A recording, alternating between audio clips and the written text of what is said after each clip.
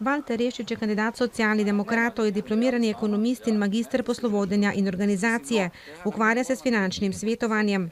Osnovna prioriteta bo vključitev krajanov v pripravo in izvrševanje proračuna. Poudarki bojo seveda na infrastrukturnih težavah, ki so prisotne in krajanom jih izpostavljajo, tako voda, kanalizacija in ceste.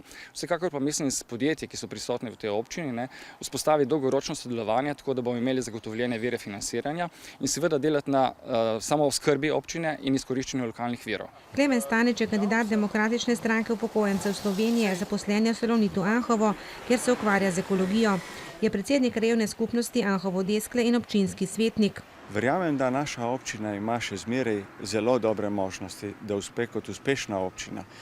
Verjamem, da lahko pospešimo izgradnjo infrastrukture in pa tudi začnemo z vsemi ukrepi v pospeševanje dviga našega gospodarstva.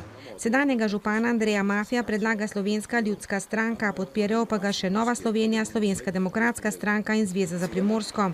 Poteguje se za svoj tretji mandat. Največ potreb je 2 milijona na cestah, 2 milijona na vodovodih, potem je potrebno kmetijska zemljišča aktivirati, pridelati več domače hrane, s tem omogočiti delovna mesta mladim, tudi da ostanejo doma, da šole dobijo kvalitetno domačo pridelano hrano in pa starejšim kvalitetno oskrbo na domu.